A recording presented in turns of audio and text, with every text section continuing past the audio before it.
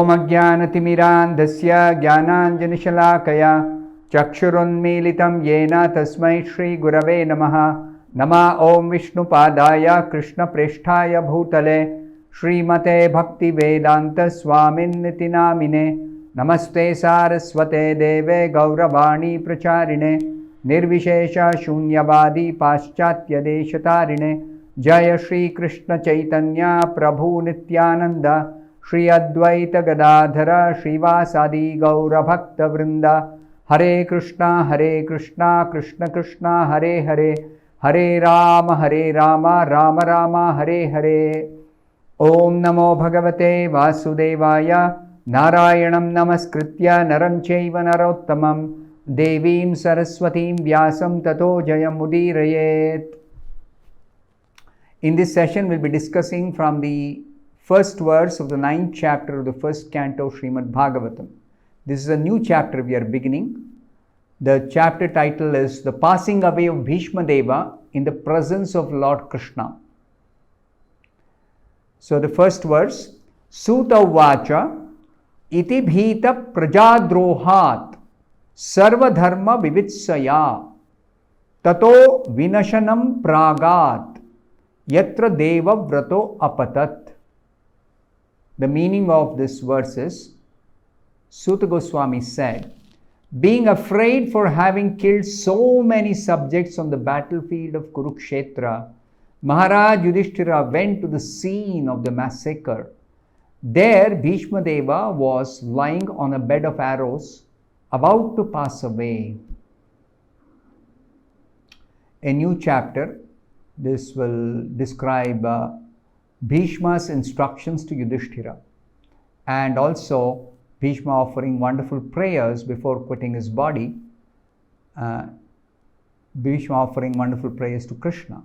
He was fortunate that Krishna was present in front of him when Bhishma was to quit his body. That's Krishna's blessing on Bhishma Deva, who is a great devotee of Krishna, who is one of the Mahajanas, one of the ideal devotees of Krishna. In the purport, Srila Prabhupada says, in this 9th chapter, as it is willed by Lord Sri Krishna, Bhishma Deva will impart instructions to King Yudhishthira on the subject of occupational duties. Sarva Dharma Vivitsaya.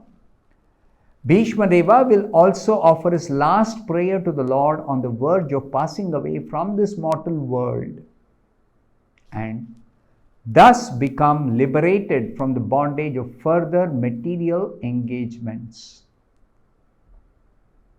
Those who are Krishna conscious at the time of death, they don't have to take birth again in this material world.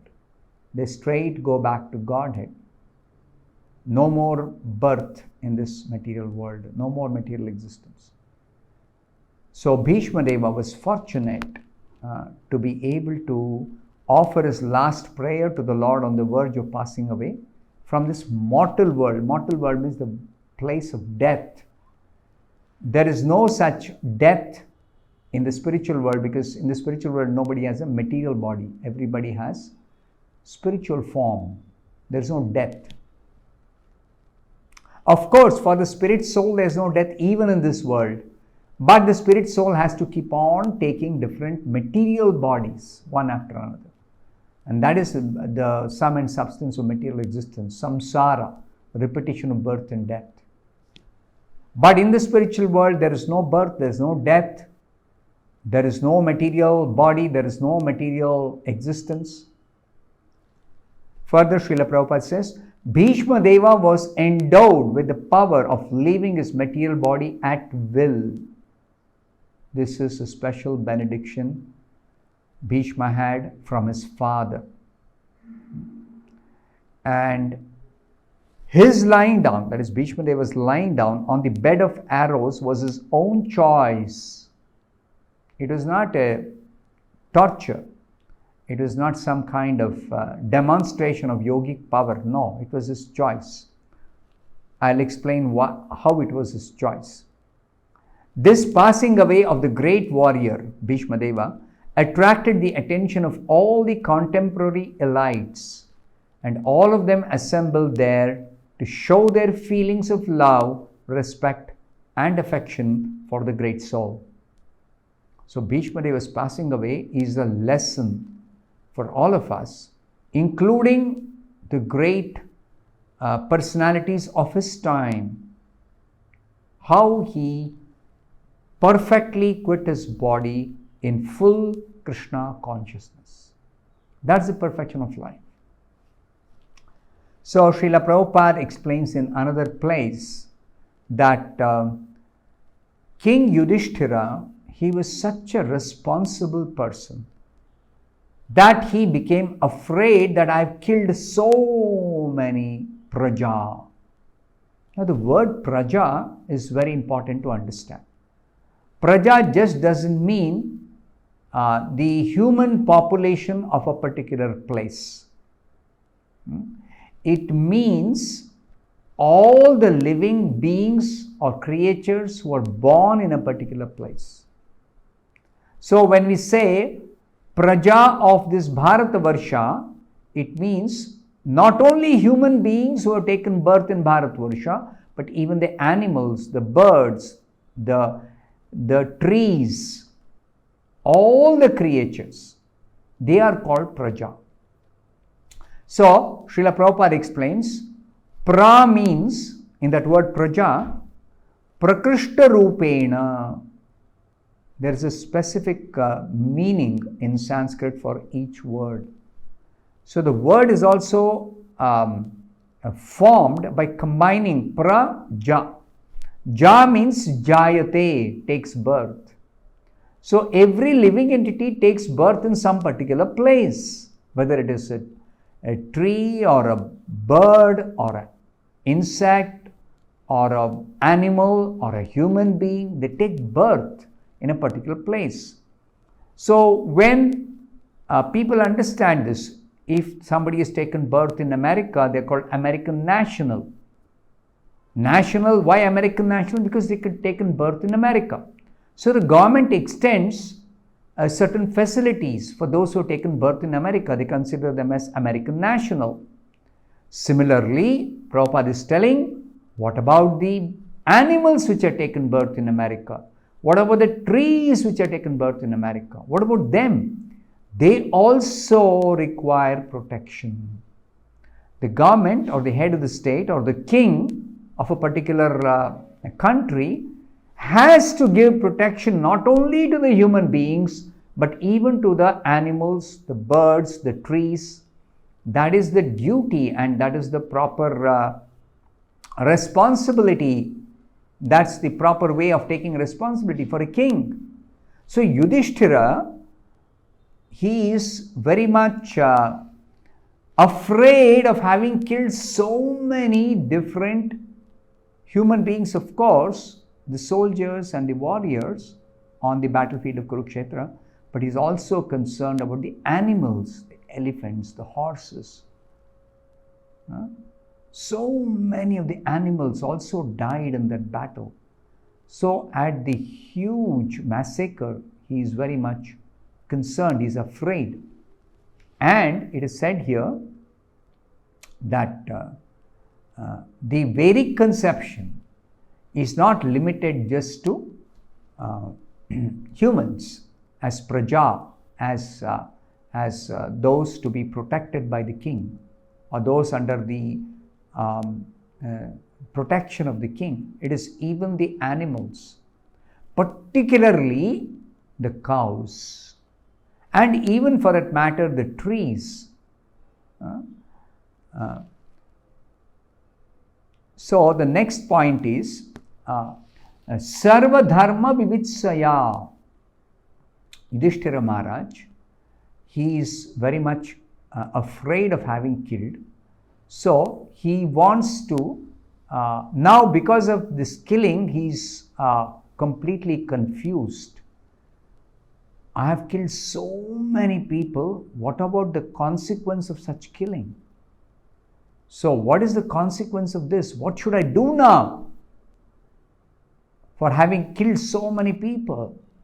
So he is going to the scene of the massacre, the battlefield, and there, why is he going there?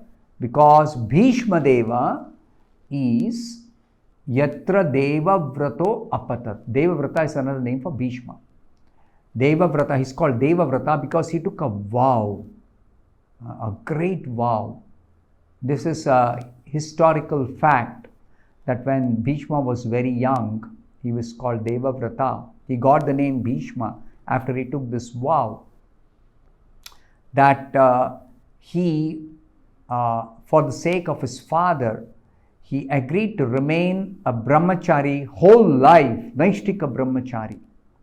And that's not easy. And that's not very common. It's very, very rare. So Bhishma took that vow simply to please his father, to render some service to his father. So he's called Devavrata.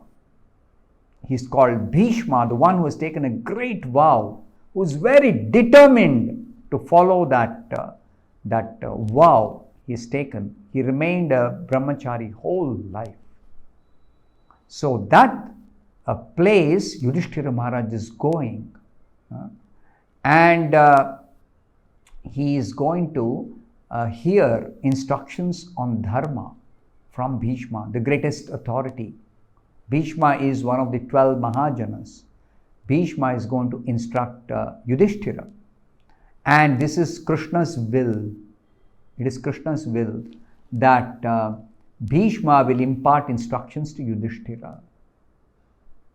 Yudhishthira was not able to become pacified by instructions from great sages like Vyasa, and even Krishna himself tried to instruct Yudhishthira, but Yudhishthira was not pacified because this was Krishna's will that Yudhishthira should get instructions from Bhishma, and that too in what condition Bhishma is instructing. When he's about to quit his body, he's lying on a bed of arrows.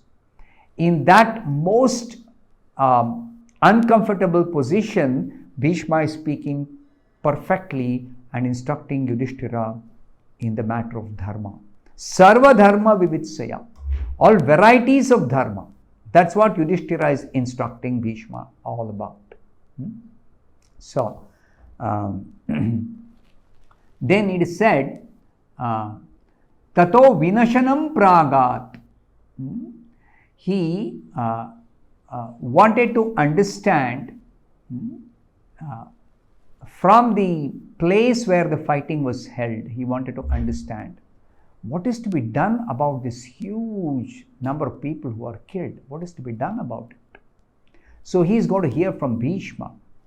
And Bhishma is the authority who can speak on dharma. Now, dharma does not mean some religious faith, as people think.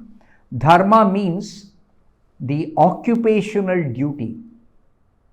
Occupational duty, one of the meanings of the word dharma. Dharma also means the intrinsic quality of something. So, in all these senses, particularly in this context, it is occupational duty. What is the duty of a king who actually was involved in this battle where so many 640 million Kshatriyas were killed in this battle? So what is his duty now? Is there sinful reaction? Is there any kind of atonement? Is there any way out of avoiding the reactions, atoning for the reactions? So he's going to hear from Bhishma. So that is the significance of this particular shloka. Tato vinashanam pragat yatra deva vrato apatat. And it is also told Bhishma because along with Yudhishthira, Krishna also went driving the chariot of Arjuna. And in the presence of Krishna, Bhishma was fortunate to quit his body. That will be described in detail in the later part of the chapter. I'll stop here. Thank you very much. Hare Krishna.